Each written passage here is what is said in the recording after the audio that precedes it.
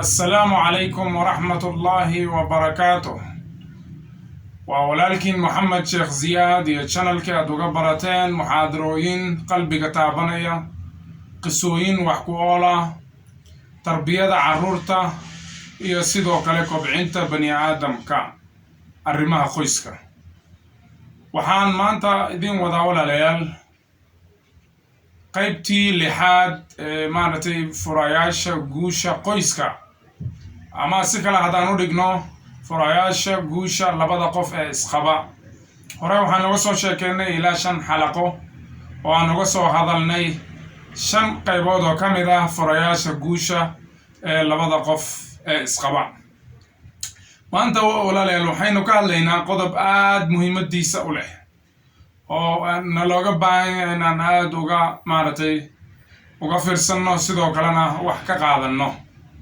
qodobkaas waa maxay tolo? qodobkaas waa as-sidq ama runta iyo saamaynta ay ku yeelato labada qof ee isqaba haddii la waayo run oo ay been isu sheegaan. dhab ahaantii runta waxay ka mid tahay waxyaalaha asaasiga ee uu ku dhisan yahay qoyska, iyo in lagu guuleysto nolosha, iyo in sidoo kale inay sii socoto inuu sii socdo xiriirka labada qof ee isqaba. sababtoo ah beentu waxbay dumisaa ee waxba ma dhisto, sidoo kale waxay soo jiidaa waxyaalo xunxun. saa daraadeed runta in liisu sheego oo wax walba liisu caddeeyo waxay noqonaysaa mid aad uga fog waxyaalaha xunxun, waana waxa ay ku badbaadi karaan labada qof ee isqaba ee wada saaran doonta ay wada leeyihiin.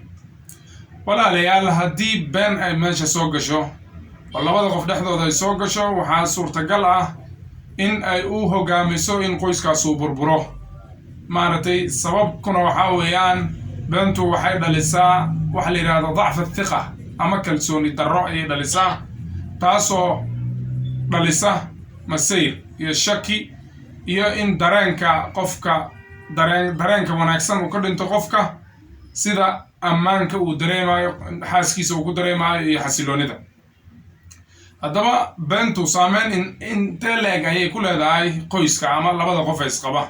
waxay ku leedahay saameyn negative ah oo xun, oo keeni doonto marka ugu dambaysa in xiriirka uu kusoo gabagaboobo fashal, iyo sidoo kale waxaa ka mid ah aahaarteeda salbiga ama negative-keeda. aahaarteeda negative-ka waxaa ka mid ah inay meesha ka baxdo kalsoonida, ama waxa la yidhahdo fuqdaan athiqa, kalsooni la-aan inay imaato, taasoo loo aqoonsan yahay aahaarta ama saamaynta foosha xun ee ka dhalata beenta ka dhalata, oona cadow u ah sidoo kale kalsoonida cadow u ah.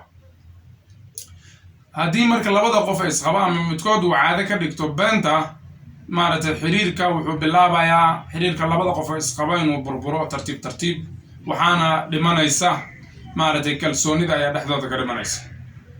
haddii marka kalsoonidii laga waayo, qofka uu waayo kalsooni, waxaa ka dhimanayso dareenkii ammaanka uu ku qabay qofka uu qabo ee uu nolosha la wadaagay. saa daraadeed waxaa laga rabaa labada qof ee isqaba inay ku dhaqmaan runta isu sheegaan si ay u ilaashadaan kalsoonida iyo noloshooda iyo xiriirkooda. waxyaalaha ka dhashay waxaa ka mid ah walaalayaal shaki iyo masayr.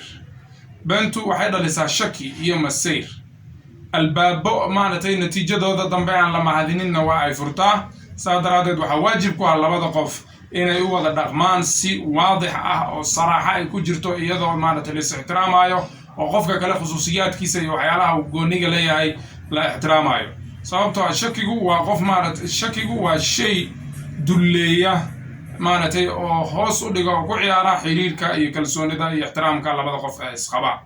sidoo kale waxyaalaha ka dhasha waxaa ka mid ah walaalayaal beenta khayaano ayaa ka dhalataa.